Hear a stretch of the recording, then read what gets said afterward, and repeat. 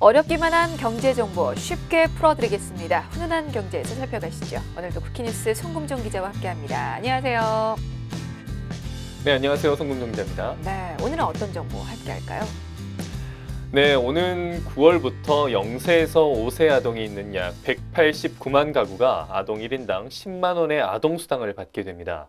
만 6세 미만이니 9월 기준으로 지난 2012년 10월 이후 출생한 아동들이 그 대상인데요. 단 고소득자는 제외됩니다. 우리 집은, 우리 아이는 받을 수 있을까 궁금하셨던 분들 지금부터 함께 하시길 바랍니다. 네. 정부의 약속대로 아동수당 10만 원이 확정됐습니다. 사실 육아하다 보면 당장 10만 원이라도 정말 아쉬울 때가 있는데요.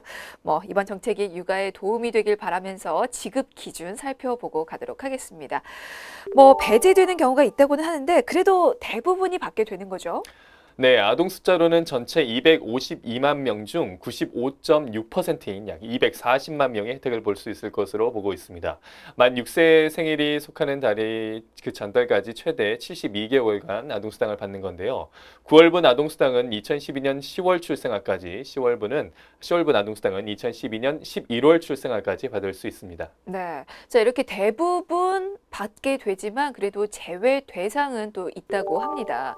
고액을 버는 고소득자가 부모인 경우에는 배제된다는 거죠.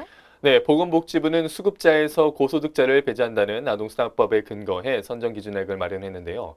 3인 가구, 즉 아동 1명인 경우를 기준으로 소득평가액과 재산의 소득 환산액 합계인 소득인정액이 월 1,170만 원을 넘지 않아야 합니다. 소득 인정액은 그건 어떻게 계산을 하는 겁니까? 네, 아동수당 지원 대상 선정 기준은 소득과 재산을 합해 계산한 소득 인정액으로 결정되는데요. 월소득 인정액은 부부의 월소득과 주택과 예금, 자동차 등 보유하고 있는 자산 가치를 모두 반영해서 계산을 합니다. 그 기준은 매해 달라지는 건가요? 네, 맞습니다. 올해 아동수당 산정 기준은 3인 가구는 월 1,170만 원, 아동 2명인 4인 가구는 1,436만 원, 아동 3명인 5인 가구는 1,702만 원 등으로 정해졌습니다. 가구원이 1명 늘어날 때마다 선정 기준액은 266만 원씩 늘어나게 됩니다. 하지만 가구원 판단은 부부만 해당되고요. 같이 살더라도 조부모는 제외됩니다. 조부모는 제외되는군요. 그러니까 한마디로 아이 1명의 부모 그리고 할머니, 할아버지가 같이 살아도 이건 5인 가구가 아니고 3인 가구로 판단을 한다는 사실입니다. 자, 기억을 해 두시고요. 그리고 월 소득액 산정 기준도 좀 자세히 살펴볼게요. 산정 기준인 소득 인정액은 그럼 어떻게 구체적으로 계산을 하는 겁니까? 네, 가구 소득 평가액에 재산의 소득 환산액을 더한 금액입니다. 하지만 여기서 소득 평가액에는 맞벌이와 다자녀 공제를 적용하고 있는데요. 맞벌이 부부는 소득의 최대 25%를 공제하고 다자녀 가구는 둘째 자녀부터 1인당 월 65만 원을 소득에서 빼게 됩니다. 그냥 이렇게 설명만 들으니까 좀 어려운데 그 맞벌이 가구는 어떻게 얼마나 공제가 되는지 좀 예를 들어볼까요? 네, 한번 예를 들어보겠습니다. 아빠는 월 200만 원, 엄마는 월 800만 원의 소득이 있는 경우 1,000만 원의 25%가 250만 원이라도 최대 공제액은 소득액이 낮은 부의 소득액 수준인 200만 원이 됩니다. 다자녀 가구는 어떻습니까? 네, 연령과 상관없이 자녀가 둘 이상인 가구는 소득에서 일정한 아동 양육비를 공제하게 됩니다. 자녀가 2명이면 65만 원, 3명이면 130만 원 등 자녀 1명이 추가될 때마다 월 65만 원을 소득에서 공제하는 방식이 되는 건데요. 예를 들어서 부부가 자녀 3명으로 3세, 17세, 22세를 둔 경우에 3세 아동에 대한 아동수당 신청 시 다자녀 공제액은 130만 원이 되는 것입니다. 네, 이게 단어들이 좀 비슷비슷해서 헷갈리는데 다시 한번 좀 정리를 해드리자면 가구 소득 평가액에 재산의 소득 환산액을 더해야 이게 소득 인정액이 나오는 겁니다. 그러면 재산의 이 소득 환산액은 어떻게 계산하는 건가요? 네, 재산의 소득 환산액은 연 12.48%의 환산율을 적용받습니다. 예를 들어서 재산이 1억 원이라면 1,248만 원을 소득으로 간주하는 것으로 이를 월별로 나누면 104만 원이 되겠습니다. 가구 소득 평가액은 맞벌이와 또 다자녀 공제가 있는데 재산의 소득 환산액은 공제 항목이 따로 없습니까? 네, 재산의 소득 환산액은 지역별 기본 공제액을 반영합니다. 예를 들어서 특별시와 광역시 일반 재산 기본 공제액은 1억 3,500만 원인데요. 서울에 2억 원의 주택이 있다면 공제액을 빼고 6,500만 원만 계산하는 방식이 되는 겁니다. 특별시와 광역시가 아닌 시와 군 지역 공제액은 각각 8,500만 원, 7,250만 원입니다. 그 재산의 소득 환산액에는 주택만 들어가는 겁니까? 아니면 포함되는 항목이 또 있습니까? 네, 현재 살고 계시는 주택뿐 아니라 부동산과 예금, 자동차 등 모든 가구 자산을 환산을 하셔야 합니다. 모든 합한 금액의 환산율 12.48%를 곱한 후에 12개월로 나누어야 하는 건데요. 하지만 여기에도 기본 공제가 있어서 특별시와 광역시는 1억 3,500만 원, 중소도시는 8,500만 원, 농어촌은 7,250만 원을 환산율을 곱하기 전에 제외하셔야 합니다. 부동산은 실거래가 아닌 공시가격을 기준으로 하기 때문에 최종 금액이 많이 나오는 사례는 사실 많지 않다고 볼 수 있습니다. 네, 뭐 재산이 많고 또 소득이 많은 집안의 아이는 이 아동수당 지급 대상에서 배제시키겠다는 의도가 아주 명확히 보이는데요. 네, 의도는 알겠는데 선정 그 기준의 계산이 꽤 복잡합니다. 그래서 이번에는 구체적인 예를 통해서 아동수당 이 수급 여부 좀 살펴보도록 하겠습니다. 사례를 들어서 해당 여부들을 좀 살펴볼까요? 네, 예를 들어서 남편 월 소득은 800만 원이고 아내는 전업주부인 경우에 2세 자녀 1명을 양육하면서 광역시 소재시가 표준액 3억 원, 주택담보대출 1억 원의 자가주택에 거주하고 5천만 원의 예금과 4천만 원 상당의 자동차를 소유한 경우라면 월 10만 원의 아동수당을 받을 수 있습니다. 재산도 꽤 많은 것 같고 월 소득이 800이면 이것도 꽤 소득이 높은 것 같은데 왜 받을 수 있는 건가요? 네, 우선 엄마가 전업주부고 아이가 1명이기 때문에 맞벌이와 다자녀 공제가 없습니다. 그래서 공제 없는 소득 평가액은 800만 원이 되는 건데요. 또 재산 소득 환산액은 주택 3억 원과 예금 5천만 원, 자동차 4천만 원 등 3억 9천만 원으로 우선 정해지는데요. 여기에서 광역시 공제액 1억 3,500만 원과 부채 1억 원을 빼면 1억 5,500만 원이 되니 소득 환산율을 월별로 나눌 경우 161만 2천 원이 남게 되는 것입니다. 그러니까 계산을 한번 해보겠습니다. 소득 평가액은 공제가 없으니까 월급인 800만 원이 되는 거고요. 그리고 재산의 소득 환산액은 161만 2천 원이니까 이 둘을 합한 게 이제 소득 인정액이 되는 거죠. 결국은 961만 2천 원이 되는군요.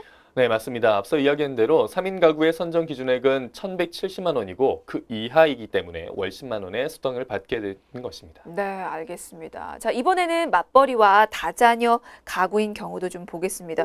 사실 이 부분은 공제가 되는 부분이 있어서 좀 계산이 복잡해질 것 같은데 어떤가요? 네, 비슷하지만 공제되는 부분이 있으니 확인이 필요합니다. 예를 들어서 남편은 월 소득이 200만 원이고 아내는 월 소득이 600만 원인 가정에서 4세, 1세의 자녀 2명을 양육하면서 군 소재 시가 표준액 2억 원의 자가주택에 거주하고 1억 원의 예금이 있는 경우에는 자녀 2명의 양육수당 20만 원을 받을 수 있습니다. 어떻게 계산할 수 있는지 또 확인을 해볼까요? 네, 일단 소득평가액은 부부의 소득 500만 원에 맞벌이 공제 25%로 200만 원이 되고요. 다자녀 공제도 65만 원이 되니까요. 결국 800만 원에 서 265만 원을 뺀 535만 원이 됩니다. 또 재산의 소득 환산액은 주택 2억 원과 예금 1억 원에 환산한 3억 원에서 군 지역 기본 공제액 7,250만 원을 빼면 2억 2,750만 원이 되는데요. 여기에서 소득 환산율을 계산하면 236만 6천 원이 됩니다. 네, 그러니까 소득 평가액 535만 원에 소득 환산액 236만 6천 원, 이 둘을 더한 771만 6천 원이 소득 인정액이 되는 거군요. 네, 결국 4인 가구 선정 기준액인 1,435만 원보다 작기 때문에 2명의 아동수당 20만 원을 현재 받을 수 있는 것이죠. 네, 알겠습니다. 한번 자신의 가정 상황은 어떻게 되는지 또 확인을 해보시고 계산을 해보시는 것도 좋을 것 같습니다. 아동수당을 받을 수 없는 사례도 하나 좀 보고 갈까요? 어느 정도 소득과 재산이 있으면 받을 수 없게 되는 걸까요? 네, 남편 월 소득이 1,000만 원이고 아내가 전업주부인 가정에서 3세 자녀 1명을 양육하면서 광역시 소재 시가 표준액 3억 원의 자가주택에 거주하고 4천만 원 상당의 자동차를 소유하고 있다면 아동수당을 받을 수 없습니다. 그렇군요. 근데 이제 주택 가격이 그리 높지 않아도 받을 수가 없는 건데 어떻게 계산이 되는 겁니까? 네, 일단 소득평가액은 1,000만 원이고요. 재산소득 환산액은 주택 3억 원과 자동차 4천만 원에 광역시 공제액인 1억 3,500만 원을 빼면 2억 500만 원이 됩니다. 여기에 소득 환산율을 계산하면 213만 2천 원이 되는데요. 소득평가액 1,000만 원에 재산소득 환산액 213만 2천 원을 더하면 소득 인정액은 1,213만 2천 원이 됩니다. 결국 3인 가구 선정 기준액인 1,170만 원보다 높기 때문에 아동수당을 받지 못하게 되는 것이죠. 그렇군요. 알겠습니다. 그러면 이 소득 인정액이 기준액보다 높지 않으면 이게 다른 복지급여를 받고 있어도 아동수당을 받을 수 있는 겁니까?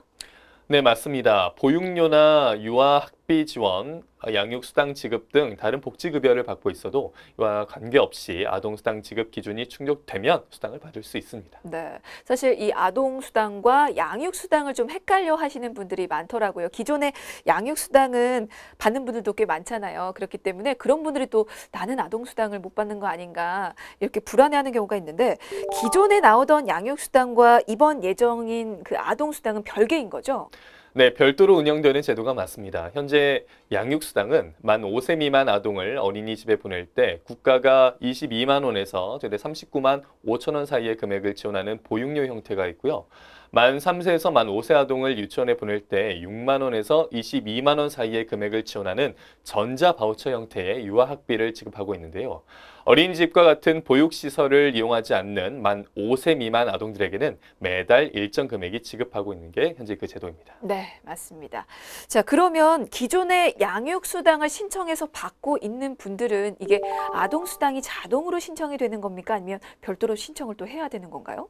네, 별도로 신청을 하셔야 합니다. 아동수당 신청은 아동의 주민등록상 주소지 읍면동 주민센터를 방문하거나 복지로 웹사이트 또는 스마트폰 앱으로도 가능한데요. 아동의 보호자, 즉 친권자나 후견인 또는 그 밖의 사람으로서 아동을 사실상 보호하고 양육하고 있는 사람 또는 보호자의 대변인이 신청할 수 있습니다. 신청한 달부터 바로 지급이 됩니까? 네, 신청한 달부터 아동수당이 지급됩니다. 예를 들어서 9월 28일 주민센터에 방문해 신청한 후에 소득, 재산 조사 등 행정 절차를 진행한 후에 9월 내에 수당을 받지 못한 경우라도 10월분 수당 지급일에 9월분 수당까지 함께 받을 수 있습니다. 근데 이제 출생 신고가 또 늦어지는 경우도 있는데 그럴 때는 또 달이 넘어갈 수가 있잖아요. 그러면 이게 전달 분 것까지 다 받을 수 있는 겁니까? 네, 출생 신고 기간 등을 감안해 출생 후 60일 이내에 아동수당을 신청한 경우 출생일이 포함된 날까지 소급해 받을 수 있습니다. 예를 들어서 출생 신고일 기준으로 10월 1일에 아동이 출생하고 11월 29일에 아동수당을 신청해 행정 절차 등을 거치게 되면 다음 연도인 1월분 수당 지급일에 전년도 10월, 11월, 12월분까지 모두 받을 수 있습니다. 그러면 조건이 되는 한은 매달 10만 원씩 모두를 받을 수 있는 겁니까? 네, 감액 조건이 있는 경우도 있습니다. 수급자와 탈락자 간 소득 역전 최소화를 위해서 소득 인정액이 선정 기준액 이하라도 소득과 재산이 상대적으로 많아 아동수당을 받으면 선정 기준액을 초과하는 일부 가구에 대해서는 아동수당을 현재 감액 지급할 예정인데요. 감액 대상이 되는 가구는 아동 1인당 월 5만 원씩 아동수당을 받을 수 있습니다. 현재 감액 대상 가구는 수급 가구의 0.06% 정도로 추산하고 있습니다. 10만 원을 온전히 못 받는 가구도 있군요. 알겠습니다. 자, 그러면 지급 방법 어떻게 되는지도 좀 알아보죠. 네, 우선 현금 지급이 원칙이고요. 신청 당시 제출한 아동 또는 보호자의 계좌로 입금됩니다. 하지만 지자체가 지역 여건 등을 고려해 조례로 정하는 경우 고향사랑 상품권 등으로도 지급할 수 있습니다. 하나만 좀 더 확인을 해보고 싶은데 우리나라 국적을 가지고 있으면 해외에 있는 아동이라도 받을 수 있는 겁니까? 네, 계속 받을 수는 없습니다. 아동이 국외에 90일 이상 체류하면 90일이 되는 달의 다음 달부터 귀국한 달까지 아동수당 지급이 정지됩니다. 아동이 귀국한 다음 달부터는 다시 받을 수 있습니다. 네, 알겠습니다. 자, 아동수당 지급 선정 기준액이 확정됐습니다. 물론 배제되는 경우도 있긴 하지만 대부분 받을 수 있다고 하니까요. 신청하셔서 육아에 조금이나마 도움이 되시길 바라겠습니다. 자, 오늘 훈훈한 경제는 여기까지입니다. 지금까지 쿠키뉴스 송금종 기자였습니다. 고맙습니다. 고맙습니다.